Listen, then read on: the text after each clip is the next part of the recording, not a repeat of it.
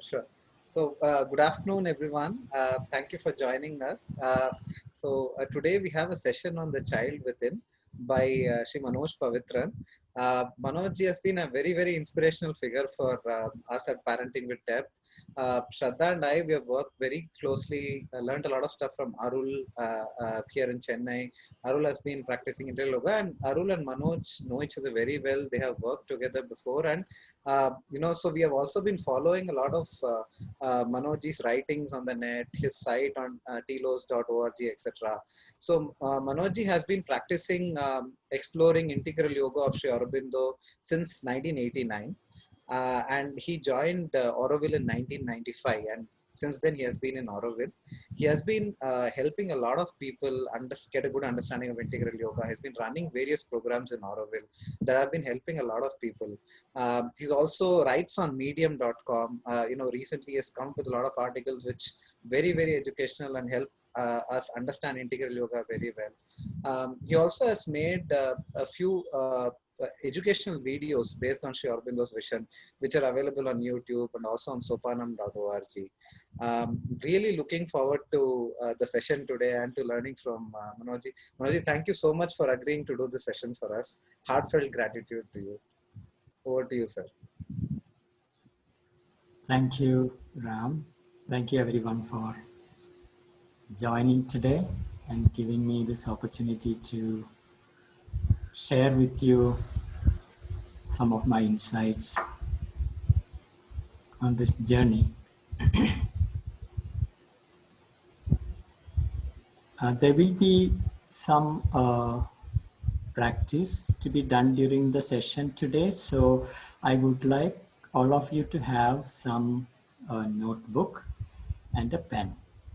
So please make sure that you have it nearby.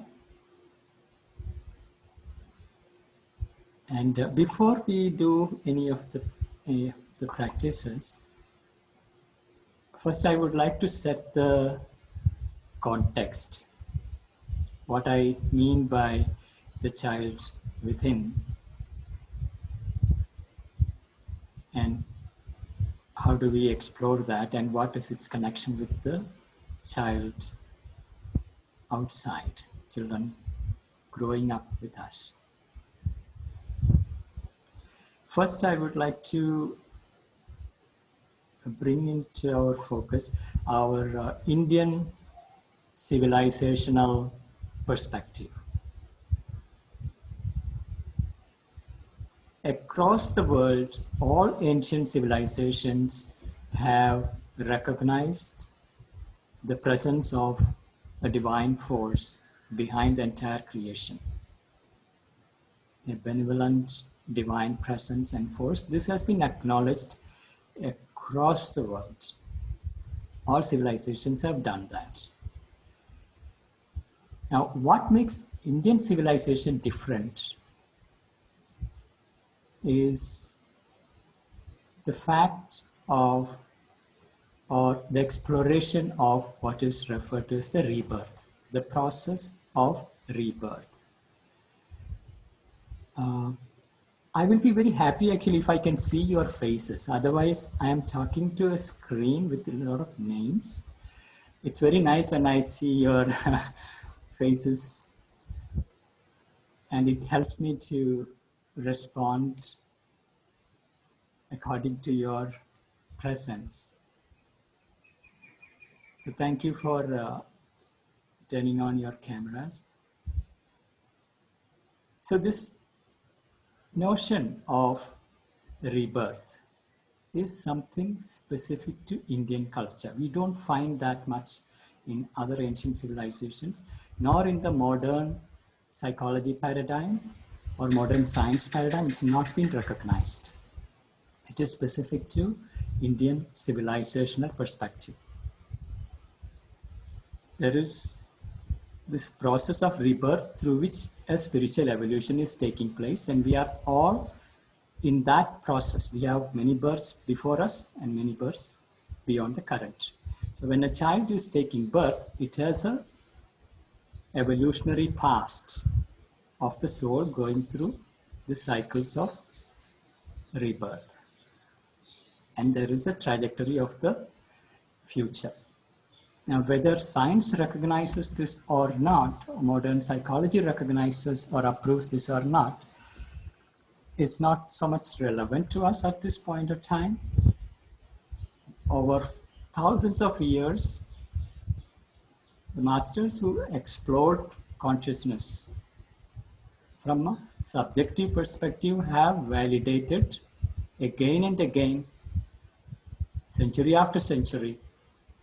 So it's a very deeply ingrained knowledge in our civilization. That also makes the difference when a child is born in a family. We also have the conception or the idea of invoking certain divine presence to be taken birth. And often we also refer to this as an old soul in a young body.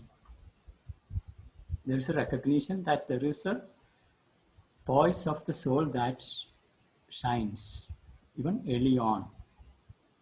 There is a stage of the soul's evolution. So there is the evolutionary stage of the parents, and there is evolutionary stage of the child. And it's not necessary that they are at the same level. We can see many of the masters taking birth in remote areas to very ordinary parents, and out of that suddenly coming out blooming in full capacity their spiritual possibilities. And something that has practically nothing to do with their parents' status of development. It's almost like they use that as a context in which they take birth and then shows that it is possible to bloom like that. So, and this had been recognized, acknowledged, and valued in Indian civilization.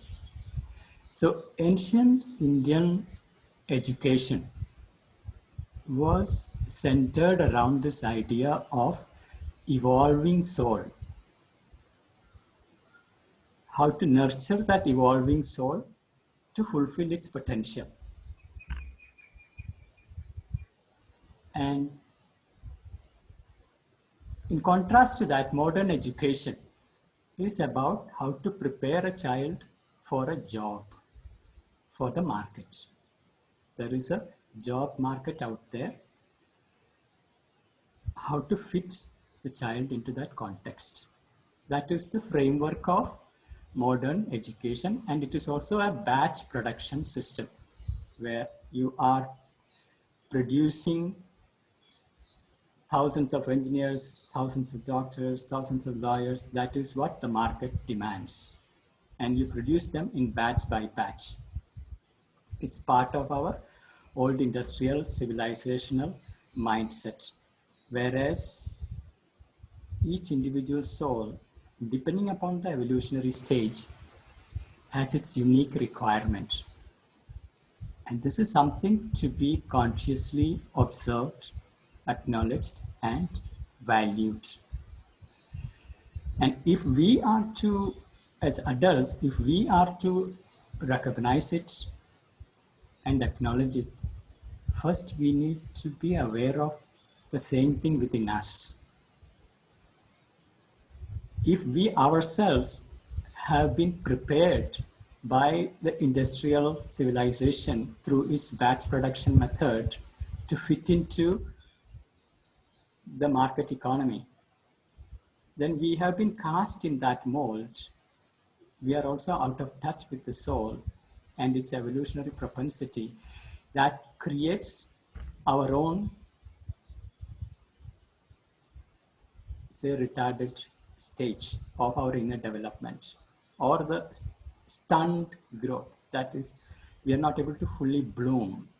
So when, as adults, we have not lived that possibility, it's hard for us to bring that into our own children who are growing up through us, who have taken birth through us and unfolding their destiny through us. So the inner child is On one side, there is our emotional being. When I say emotional being, I want to discern other parts of our being. There is a mental being, a mental self with its capacity for thought, analysis, intelligence. Our mind and its development, which is what our modern education largely deals with. How to train the mind, read, write, analyze, synthesize, to be innovative, to be creative, all that, pattern recognition and all that. Then there is an education for the body. The body is also developing. So there is some basic physical education for the development of the body, right? These days, even that is getting sidelined. Predominantly, it's mental education. Then there is an emotional being within us, which is not addressed at all by our education system. As a result, it is expected that everyone naturally become emotionally mature. But result is there is a lack of understanding of the emotional being and its development. So this leads to lack of understanding of emotions, lack of ability to regulate emotions, lack of grace in the expression of emotions, and incapacity for an intimate relationship. And which is increasingly recognized as the lack of empathy. And more, people are recognizing that empathy is a very fundamental capacity to be developed. Emotional intelligence is a fundamental capacity to be developed. And this depends upon to what extent the emotional being in us is allowed to develop.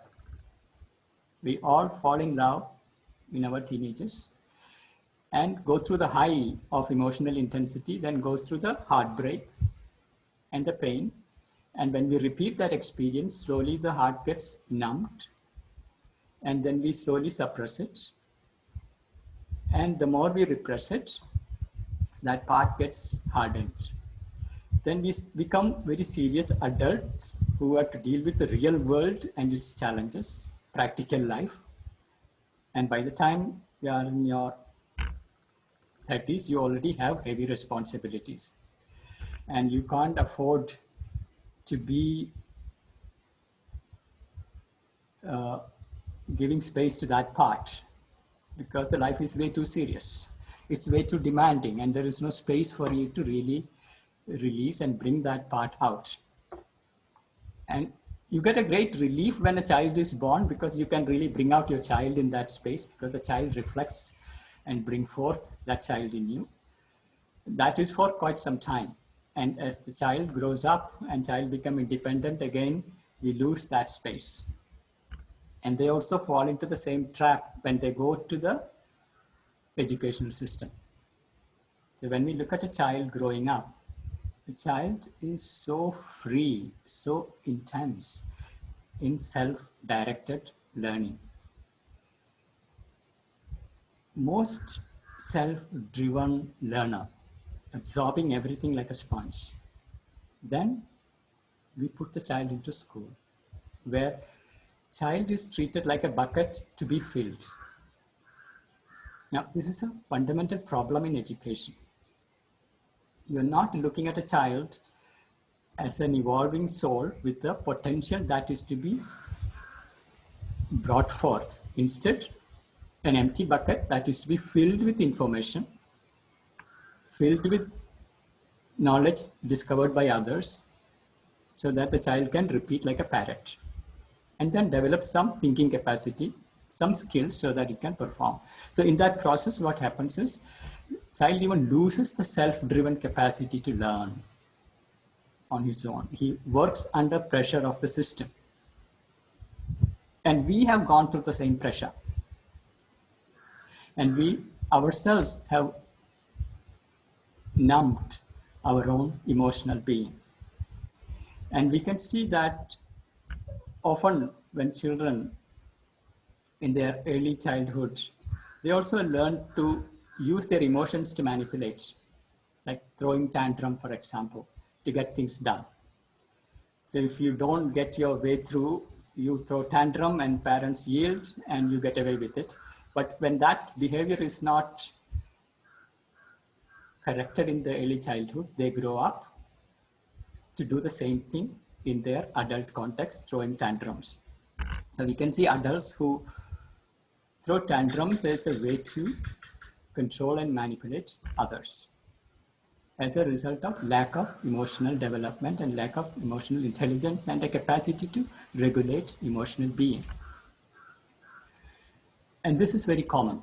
And this is only a frontal part of the emotional being. And behind it is the evolving soul deep in the heart, to which hardly we are in touch, because even our emotional being is neglected.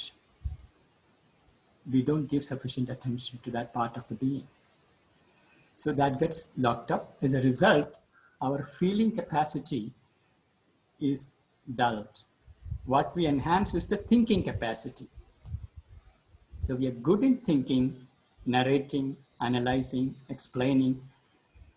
But when it comes to feelings,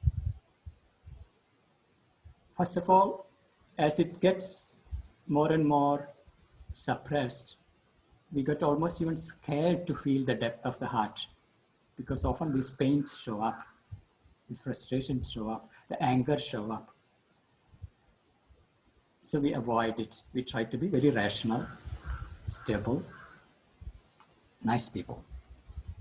And we all want to be appreciated, so we manage in that way. And behind it is the evolving soul. That is the true inner child, which Kalidasa famously celebrated in his epic poem, Kumara Sambhav, the birth of Kumara, the child, the second child of Shiva and Parvati, which is an ancient symbol of that, the soul emerging. So that's a context where if we are in touch with that part and consciously recognize and acknowledge that part, we will be able to also recognize that unique spark that shows up in the child, the uniqueness of your own child, your own children. And if you also recognize the way you yourself got trapped in the external crust by the social pressure, how you held that part in. If you're able to recognize and begins to open that up, you can also see as your children are growing up, how they get veiled. And it's very, in a way, it's sad to see. I had been observing some children. Like there is certain profound depth in their perception in their early childhood, especially age 2, 3. These are the times where their doors are so open and they live in a magic world. They see beyond the physical into the subtle. And often we do not necessarily listen to their stories, because to us it is story, imagination. They are imagining things. We don't really give the space to really listen to what they are actually perceiving, because we don't see it. Once I was with a young son of my cousin, and he was telling me, he was only around 2.5. He was telling me about, you know, the mother was telling me this. Then he said, not this mother, but that mother. Which mother? It is. Then he is telling me about pointing to the sky. It's that mother.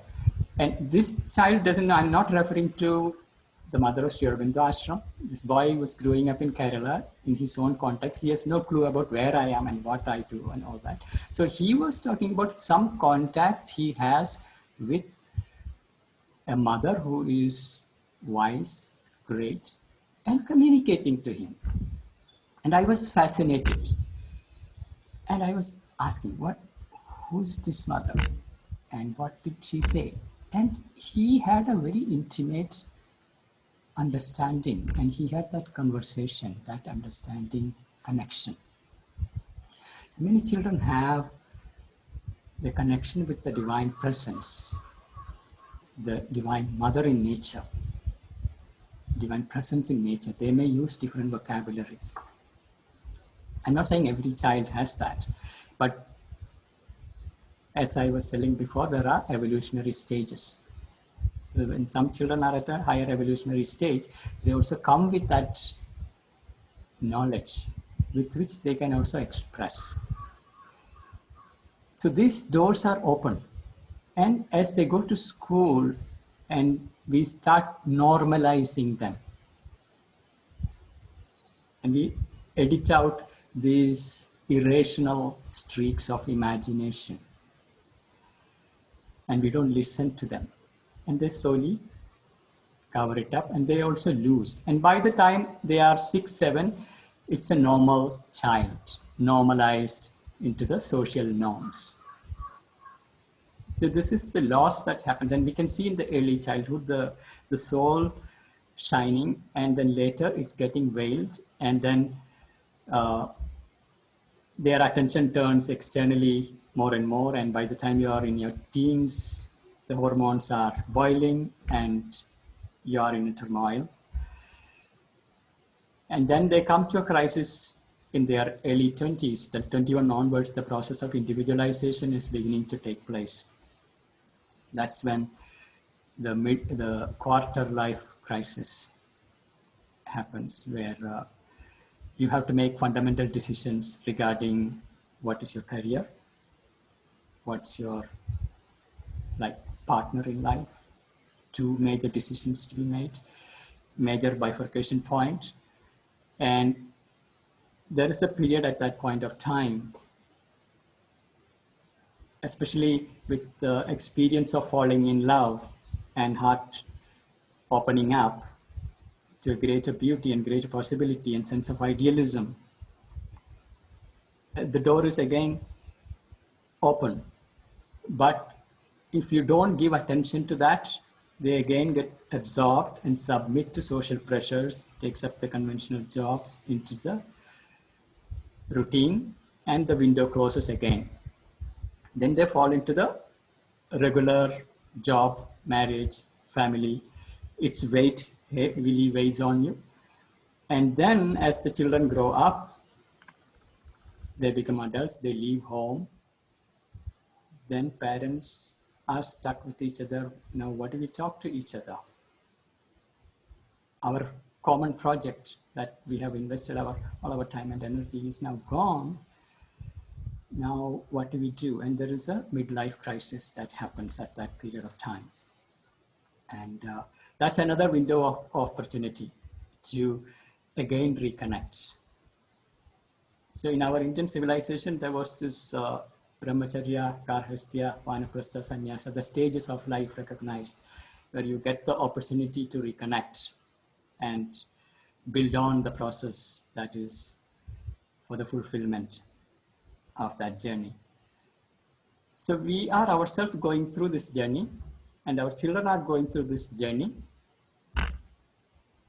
and there is an evolving soul that guides. It is when we come in touch with that evolving soul, our sense of inspiration, that sense of purpose, sense of meaning, a joyful spontaneity that we can see in childhood, in children, that spontaneity, creativity, joyful flow of energy, and abundance of energy, all that we can see in children, but that slowly gets strangled in the external development of different instruments, especially mental development.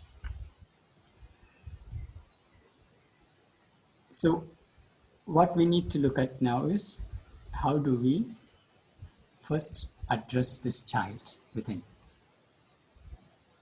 Like I was telling you about listening to the child, what the child is saying. Now imagine there is a child within you. Now, if you are to listen to that child,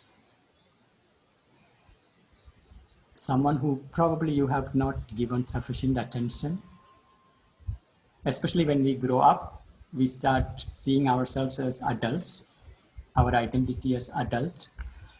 someone to be rational, normalized, serious person, that stands on the way. So we have to get that personality aside to connect with the child. So this is where I want to give you a small exercise. Yeah. So it's an exercise of writing to your child and the child writing back to you. That's where we need the book. And all that you're going to write, I will not ask you to share. So this is something absolutely private, just between you and your inner child. Okay? So don't worry about having to share anything. I will not ask.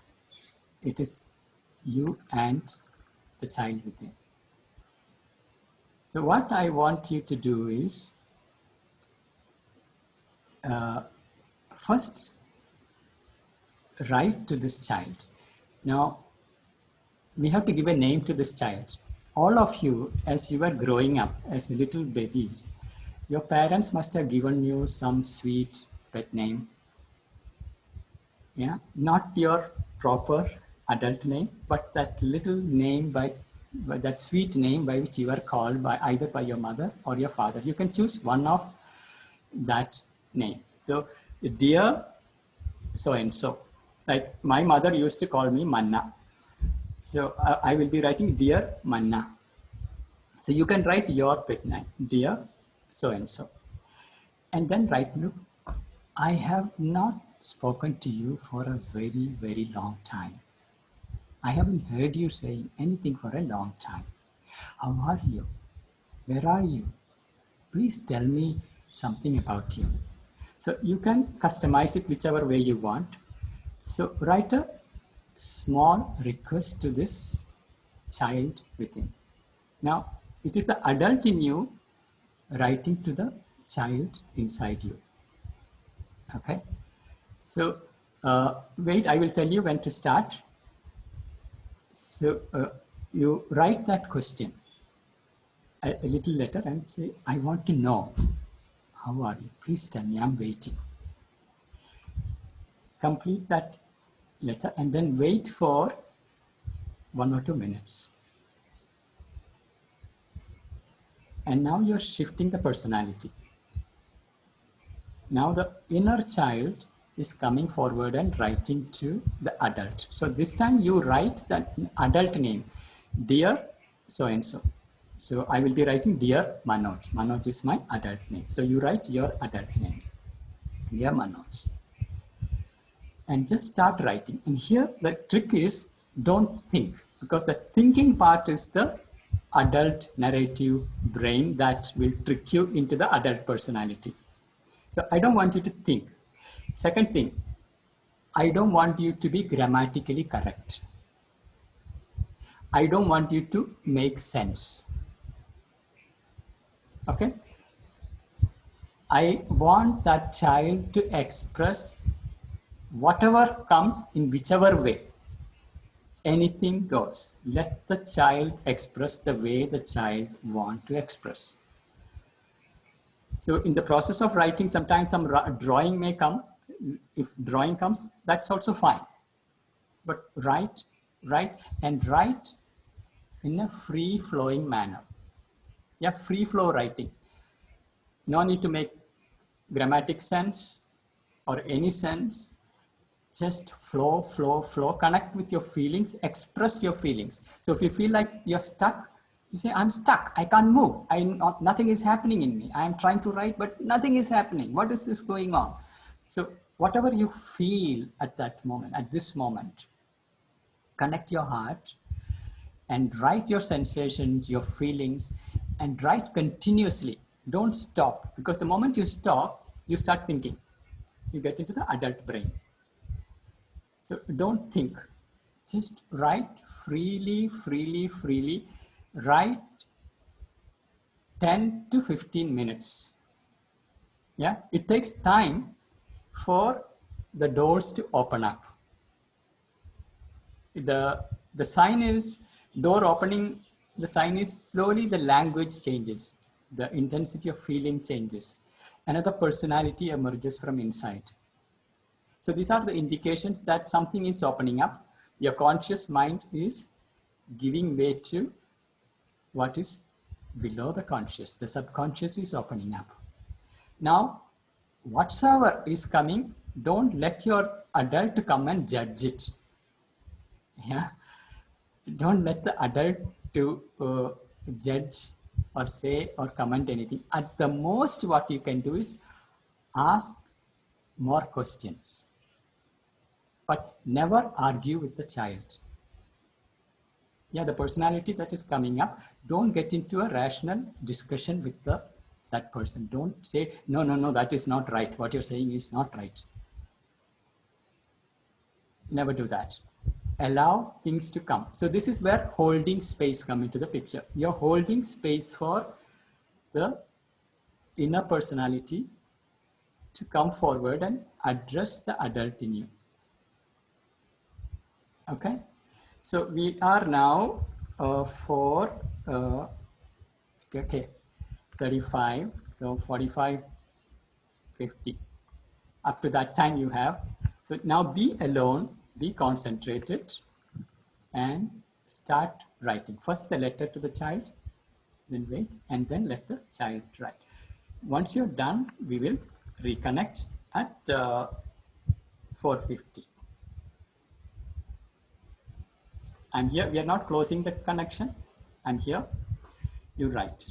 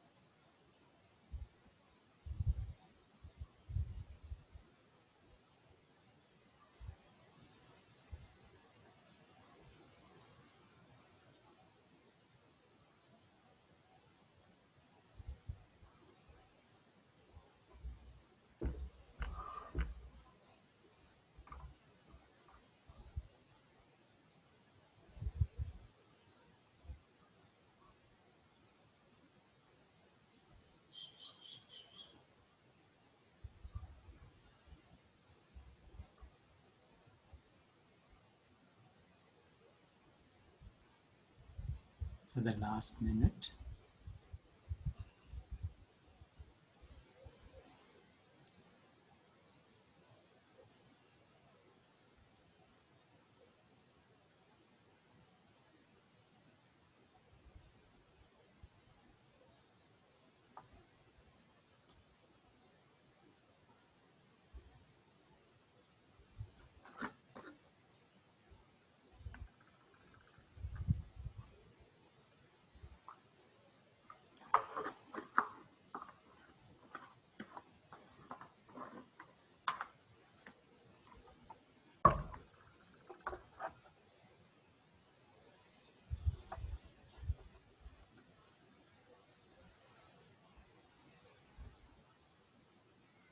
Okay.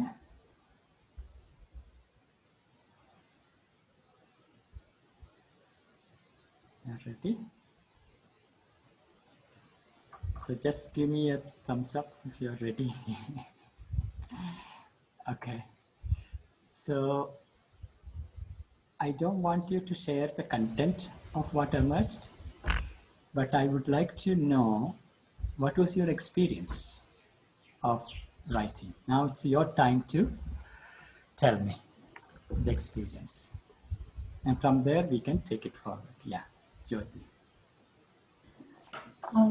So it's amazing that, such a simple exercise can open you up. You've not thought about lots of emotions, and, because you're flowing with the life, you've not stopped and really reflected upon so many aspects of your personality, how they're changing, whether they're changing in the, well, you would say that there was a lot of judgment, but I think it's not with the judgment. There were some qualities that were giving you so much freedom when you were small, or there's some things that there are a lot of binding, so those aspects also you reflect, and then you just reflect upon your journey, and that was very beautiful, I would say, because you don't even look at those aspects uh, and in your day-to-day life. Yeah, we get so busy, we don't really have time to listen to this part of our being. It seemed like an inner voice.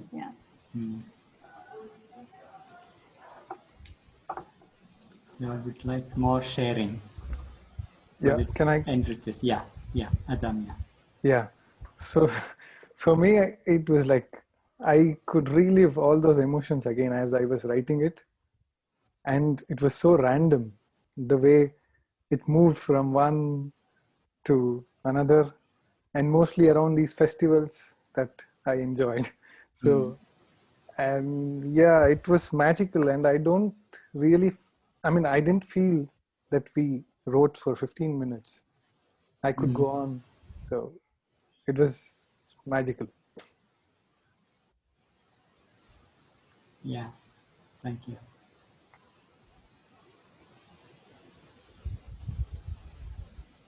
Who is? I would like to hear more of you. I do not know whether it was my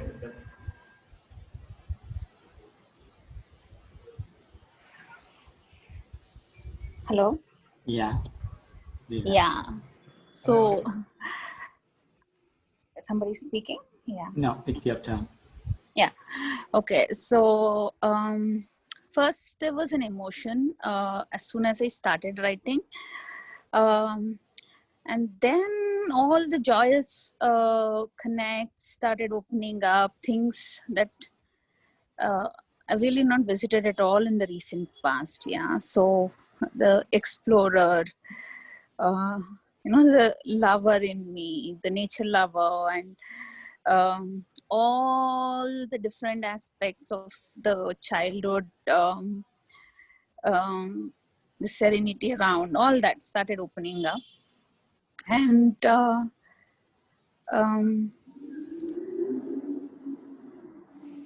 I'm not sure if she was trying to say something to me, but she was just expressing herself completely. So that was the beauty in her expression. There was something she was crying for. I've not yet come to that part. That is where we started. but then it rolled out into a completely new, I wouldn't say new. Then she started sharing her experience. It was beautiful, Manoj. Thank you for this. Yeah, this is only a beginning. Yeah, and just opening that door a little bit so that hidden part of your being can come forward and begins to express. We just held space for 10 to 15 minutes, allowing that part to speak. But there is a lot inside. That's why it's so important to give space. Yeah, I could see that there were some expressions of her that she's trying to really bring forth, and maybe we have not yet reached that stage, where the innermost being can go ahead and express more. Yes, I do this every day. The opening up the door and let that speak. And it is very different from the regular diary writing, because we are shifting the position and allowing something else to emerge and speak. And essentially what we are doing is a creation of a non-judgmental, safe space, so that we ourselves can be honest to ourselves. So if we learn to do that, provide that space to ourselves, then we can begins to hold space for others. You see the connection between the two. So this is just a opening of it. And joyful things can come, painful things can come, irrational things can come, magical things can come, the genius can show up. You never know what is there, the treasures within.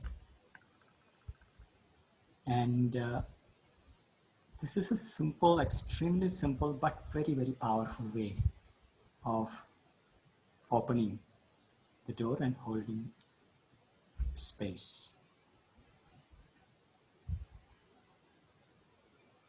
If you have questions, clarifications, or more experience sharing, it will help each other to learn from each other. I would like the space to be more of a peer-to-peer learning space.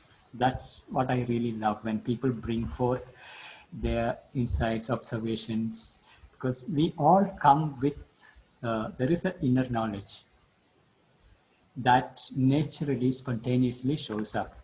And there is fundamental premise of integral education is that nothing can be taught. Now, that sounds like a blasphemy to the modern education system. But the counterpart to it is all knowledge is already there within. All that we are doing is creating a condition for that knowledge to arise and reveal. So this is just a beginning of that opening, so that the inner personalities, first is one person, then you will discover more personalities. There's a whole community inside, all that can emerge, and you also begins to connect with the deeper source within, and knowledge can come. Not only knowledge, powers can come, and it is a way to open to the inner mind, inner vital, the inner ranges, the subliminal ranges within. Often psychologists use the process of hypnosis to go regress backward and to access the inner spaces. We don't need all that. We can consciously develop the capacity to open up, so that what remains as subconscious or unconscious come out and become conscious and get integrated. And it's a process of integration. And it's a very simple way to do it, and harmless way. And everyone can do it from home, and it costs you nothing. Unnecessary consultancies, nothing is required. You can mother yourself. be your own mother so that the child can speak. So holding space for yourself. Yes, Jyoti, you want to say something? Yeah, I wanted to share, so when we are talking, when we are going in and talking to ourselves, our inner child, it's beautiful that, because we don't judge ourselves as much as we judge others. So, this is a very beautiful way, just to talk to ourselves. I mean, of course, we don't judge, so it happens very naturally. And I think I love the feeling of it.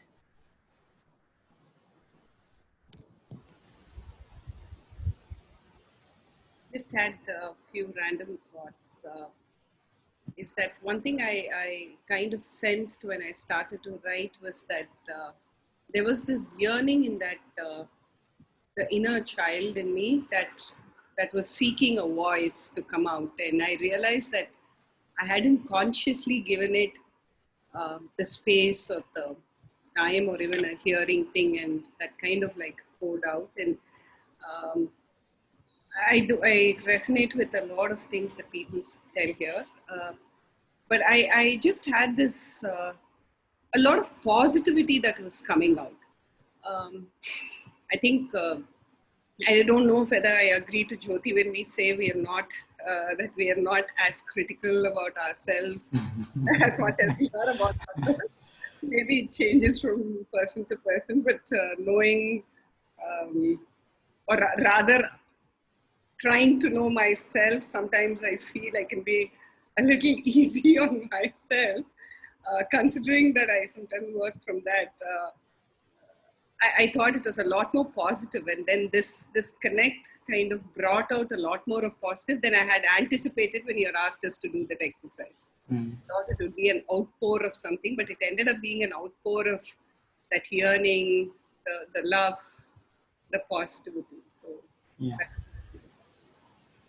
Yeah, that's beautiful. It is very true that for vast majority of people, this inner critic, the one who talks in the head, in modern research, they have identified that there is a left brain and right brain, and the left brain is what more and more people are referring to it as the narrative brain that uses language to interpret. And this part is the adult ego personality. And there is the experiential self, which is more associated with the right brain that feels. And these two are often disconnected. And we largely live in the narrative personality, and that is narrating stories. And this part has two major issues. One is it's constantly judging, criticizing, either self-deprecating or self-aggrandizing or justifying, and it's constantly running in the mind. And bringing this fellow a little quiet and giving space to the other part to come up and express is a very, very important step in integration to reconnect with the deeper part of our being. And in children, before the linguistic capacity emerges, they are deeply at their sensorial level and feeling immersed in reality. And then slowly with the mental development, the language capacity develops. And as the language capacity develops, the thinking capacity develops, we get absorbed more and more in the world of thoughts and ideas and the narrative self. And that become a trap. So it has to be developed, but not at the cost of other parts. So this domination by this part has to be balanced, so that we need to bring this into right balance. So a silent mind is like a prerequisite for this emergence to happen. And you can enter into deeper and deeper depths of true feeling. Feel things at a very, very deep level. Otherwise, our feeling capacity get dulled because we are increasingly turning around and round in the narrative thinking mind. It is necessary. It's a fantastic tool, but we cannot allow that to dominate and cover up our deeper feelings. Yes, Meenakshi? Hi, Manoj. Sorry. Can I go? Yeah. Yes. Great to see you after many years, Manoj. Yeah, So nice thank to see you. you, Meenakshi. Thank you so much for this wonderful, wonderful session. I think the exercise was absolutely profound. And I'm an extremely mental person, so I was quite sure I wouldn't really get very far. But I really made an effort to not put any sort of barriers and just let that flow happen. And it was just fantastic. What I want to ask actually is, so I think this connection to the inner self, at some level, you mentioned that our Indian civilizational thrust was on allowing the evolving soul to nurture itself. And we have all been raised in this sort of modern education, market economy system. So my question is that I find in myself sometimes the resistance to connect with this inner self, inner child, inner soul, because of you don't know which place it will take you to.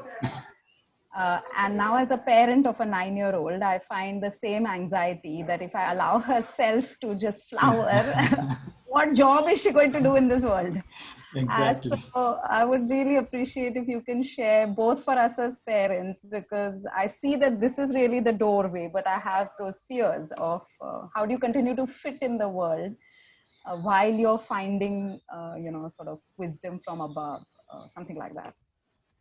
Yeah, it's a difficult choice because as the inner guide develops, often it can invite you to explore the unknown territories, and that is very scary. But it's a risk worth taking. But instead of rushing it into an abrupt manner, what is important is to build it gradually in small incremental steps. For example, an exercise like this, it's not going to change your life in an abrupt overnight way. It slowly opens up. It shows you better clarity. It integrates your inner and outer personalities. And slowly it brings a new balance. And it also guides you.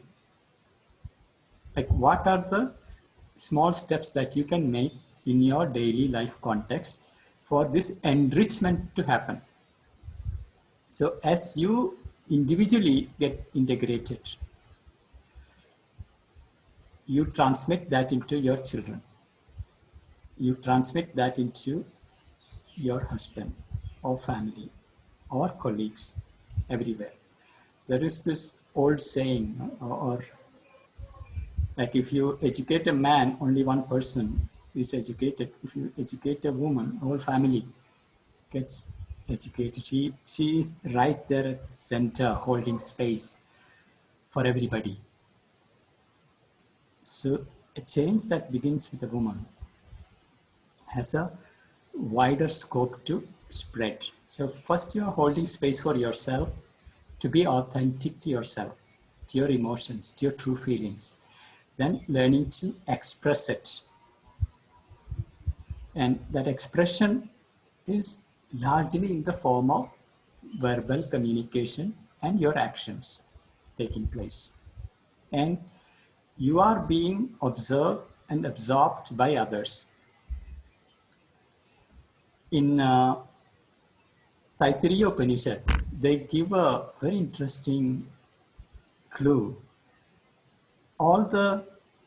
They say there are like 5 great samhitas, framework of existence, of which the last 2 is concerning praja, that is the child, and of the adhyatman, the greatest flowering of the spirit. And these 2, I'm only touching upon the last 2.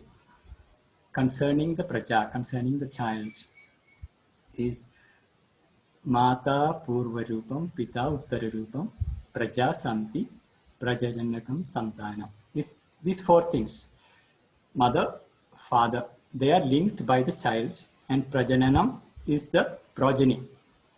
Prajananam is usually translated as a procreation, but it is not just procreation, but it is an entire co-creation of these four things coming together. Mother, father, child, linked through the child, and their constant interaction. There is a co-creation of all three. And it is a continuous process. And particularly father and mother, how you communicate, what you do to each other is creating your child. It's not starting with the seed entering the mother and becoming a child. It is throughout what two of you do. But there is a continuous co-creative process happening. So in which how you speak, from where you speak. And this is where the most profound depth of Upanishad, Adhyatma, the science of Adhyatma, where four things come together. They say, Adharahanu Purvarubam, Uttarahanu Uttararubam, Vak Sandhi Jihva Santanam. That simply means the lower jaw, upper jaw, the word, and the tongue. Imagine our ancient seers, we expect them to talk about no Adhyatma, science of Adhyatma, about Brahman, soul, Parabrahman, all that. No, nothing. It is about your lower jaw, the upper jaw, the word, and the tongue. That sounds so amazingly or way too simple. The way you speak. From where does your word arise? How you speak to your child, how do you speak to your husband, how do you speak to your colleagues? Is your speech arising from your inmost being? Are you integrated? Or is it happening unconsciously, habitually? And this exploration is what goes all the way to, like as they say in the Bible, in the beginning was Word, Word was with God, and God said, let there be light, and there was light. The power of Word. Word is not simply descriptive. Word is creative. It is creating you, people around, all the time. And the word is going on in the mind through the narrative self. So you need to be absolutely conscious about what is going on there and what is happening here. Manasa, Vacha, Karmana.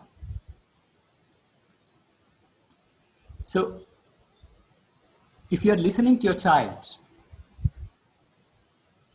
you're listening to the word of the child. From inside, the child is expressing itself. A part of your being is expressing to you through words, and you're holding space. And then more and more of the inner layers shows up, and you build relationship.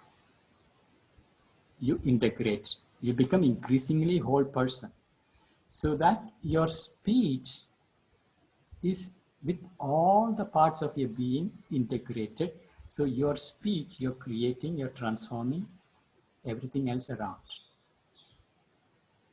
So, and let this be a gradual process, tapasya of speech. And as you get integrated, as the family gets integrated, there is a natural, integral development of all people involved. And it starts with us. Each individual, we have the responsibility.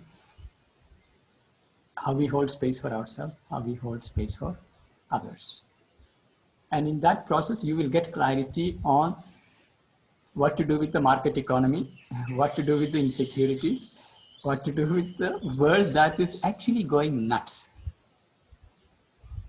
clueless, confused, lost in fear, lost in insecurity. Where do you get your security from? End of the day, it boils down to insecurity. Where do you source your ultimate source of security? And it lies within. the power of truth that's there within. When you come in touch with that deeper and deeper layers, the power of your truth begins to express. From there, you gain strength to stand up for your truth. When you start living your values, what you truly value. So it's not only knowledge, it's also power. And that power is what sustains you. And that power is what shapes your life, directs the course of your destiny. So we need to access the power of your being. And there is tremendous creative power in word, tapasya of speech, and vak shuddhi. Transformation is inevitable. So when we give a word to someone, word has to be honored. It is through that the power of word deepens. So as the power of word deepens, as the word arises from your deeper and deeper depths with your integral personality, as you say, it will happen.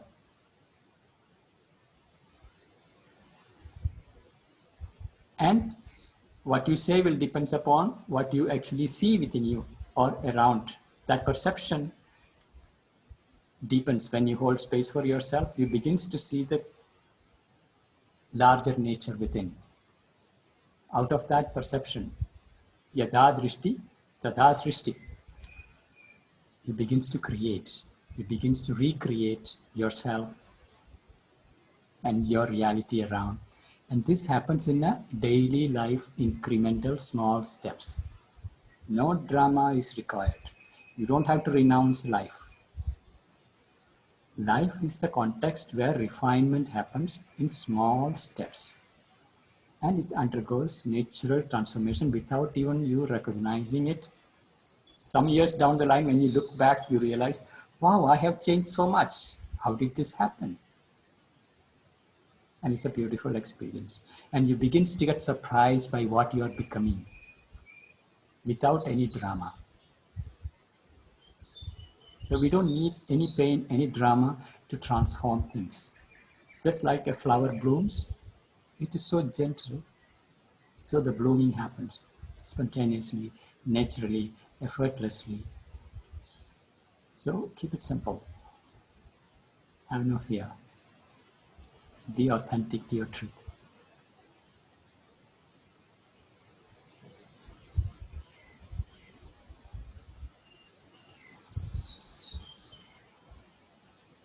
Shraddha, you're mute. They wanted to share or ask a question. She raised her hands. Divya, do you want to unmute yourself? Yeah. No, yes, sorry. I had a quick question. Thank you very much. It was interesting. While I was writing, I was struck by something you said. I'm probably at a stage where my little one is throwing these so-called tantrums. And you also said something about adult throwing tantrums and how emotional intelligence, if not, and how it manifests itself in adolescence and subsequently as teenagers and even as adults. So I kind of went on a little bit of a Google search spree in the middle of the exercise looking at emotional intelligence. It's a term which we are familiar with. I kind of looked at it earlier. But it was funny how you were bringing it back and kind of going back to empathy. So I was wondering if you can kind of say, if you as an adult recognize maybe that you have these moments maybe of outburst and you're working on it yourself, just how can you raise a child so that you do not pass that on, if that makes sense? Yeah, that we carry things from our lineages. Because most of us are growing up in a society where there isn't really an emotional freedom, a deeper emotional freedom to express and be yourself. So we adapt to the society's what is supposed to be the norm. So we ourselves carry this lid And that is what bursts forth as this uncontrollable outbursts of whether it is outgoing anger or collapsing inward into waves of depression that hits, sorrow and sadness that hits. Because it's the same energy. Either it hits outward and explodes, or it hits you back and you implode. The same energy. So first is to become aware of it and to give space for it to arise. No need to go after it, but when it arises, there will be a sensation in the body. You will immediately notice there is a different sensation happening. It is either tremor or a dulling of your energy, it drags you down, or it's building up tension, rage, whatever that is. When there is an intense emotional charge, that's where we recognize this is showing up.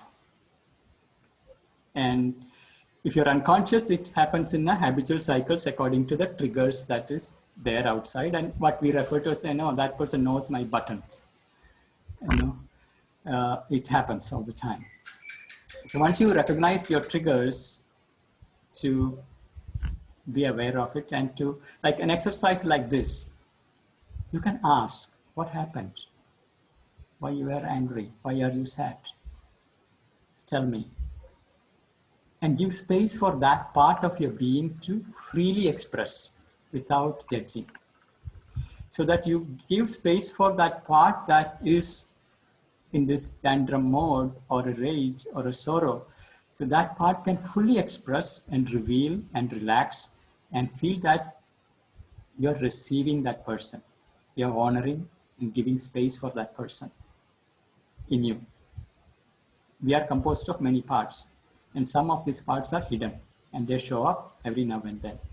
So when you hold space, they begins to relax, reveal, and also eventually show up the beautiful side of it. The person was angry or sad because some deep truth was denied. Because we are all beings of truth, goodness, and beauty. And somewhere these were denied. So when this was denied, there is a natural anger, there is a natural frustration, there is this blocked sense. And as you begins to touch that deeper sense, like, wow, this was denied. That's why this rage. And first you honor it and you hold space, and that part gets integrated. Then you can see your children when they are throwing tantrum. Often it starts off as a strategy to manipulate. Like as a young child only knows how to cry, but there is no other language to express. And that's a simple, innocent, beautiful stage. But then as the child grows up, picks up linguistic skills, and even we can also discover the stage where they learn to manipulate words, tell lies. In a very innocent way, we can see them telling lies and figuring that out, how to tell lies. And they also learn to throw up emotions, and they see that they can get away with it. Even if you know that that is going to damage the child, but for a momentary advantage, if you allow that tantrum to get away with it, child get used to it. So that's a time very crucial to have a lot of patience to hold space, where we must learn to draw the boundaries with love. So certain things are not allowed, not okay. And to explain why it is not okay, and not to yield the tantrums. Because the more we yield to the tantrum, the more it gets ingrained. And also many of the modern parents are also guilty because both father and mother are working and or living away, and they do not have sufficient time to give to the child. So only way to give love to the child is giving whatever you ask, I will give. And in that process, we are spoiling the child, not allowing the child to truly become an adult with a development of a proper faculty of reason and reasonableness. So it's very, very important to not simply say no, But why it is no? What are the consequences? So that is the space where you need to really hold the child as an adult. Really see that there is an adult. If you don't see there is an adult within and address the adult as an adult would address the adult and have a conversation. If you don't hold that conversation, if we simply act with force, impose ourselves, then we are neither allowing the adult to emerge nor that tantrum to express, so it will get repressed. Then it will show up more as a later stage challenge, where in adult life, when they don't get what they ask for, this part will show up with rage, with anger, with tantrum, and they will suffer later in life. So we need to hold space of the adult when the tantrum shows up, but the loving boundaries. This is not okay. And why it is not okay? And that will be possible only when you yourself have your emotional being sufficiently integrated and harmonized so that you are not triggered into rage. Often what is happening is through generation after generation, you're passing it on. The inheritance, there are multiple types of inheritance. This is one of the inheritance that gets transmitted across the family. So we need to break that chain. And that happens only when we become conscious and integrate so that we are not coming from our rage. We are coming from our loving heart, holding space firmly and bringing in the light of reason. And why this is the reason this cannot be done.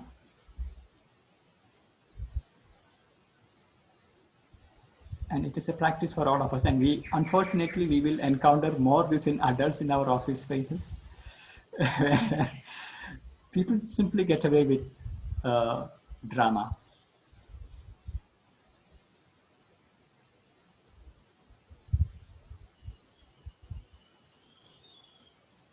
Thank you so much, Manoj. It was a wonderful experience, actually.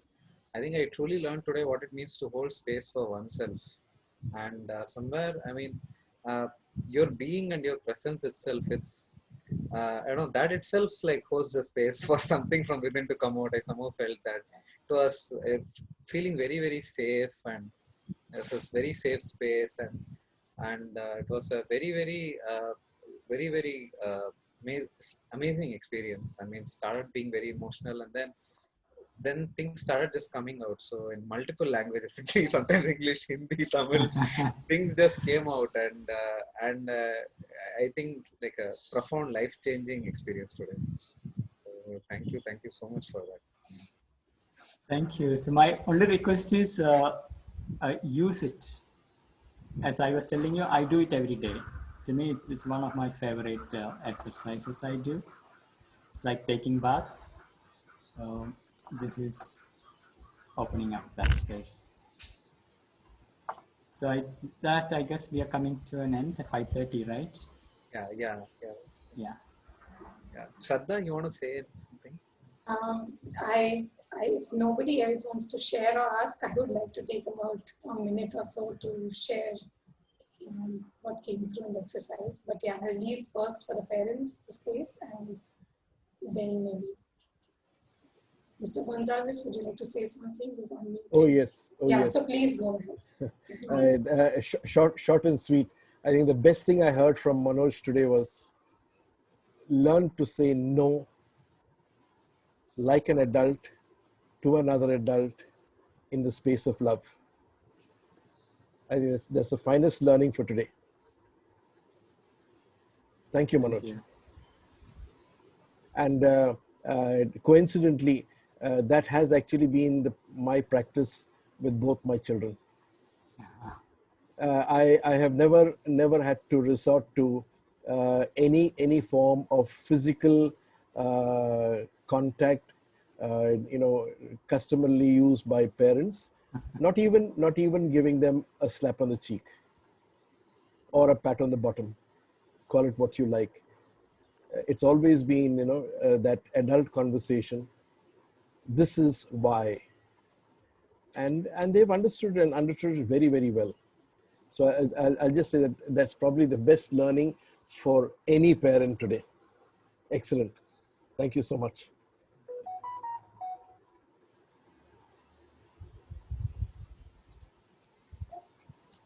Yeah, so probably I'll share. I do hear a silence. So yeah, I would like to thank you a lot. I resonated with the stages of those opening ups that you spoke about. I think a lot of us miss the first 7 years. And then primarily the opening up. I think they open up and briefly you dip in and come out, but you don't realize. I think for me, that opening up happened when my child was born, and that's one of the stages that you said. From then it has been very gradual. And I truly resonate with you when you say that, it happens in such small bits and pieces that it doesn't tear you down. It actually integrates you over a period of time. Whenever I've done these exercises earlier, it has always taken me to memories of, a sense of abandonment or some such sense which needed to be, there was also an understanding that, those were the situations or those were not intended. But to integrate that took time. And today was the first time after having those experiences that the letter that the child wrote to me was more on a path that is taken on truth. And there were certain things maybe which I would like to connect with you later, because there is no understanding that I have there, but there was more of assurance of what the soul was meant to do to what the soul is doing, and a strong sense of self-belief. So, what you do? You your behavior bad.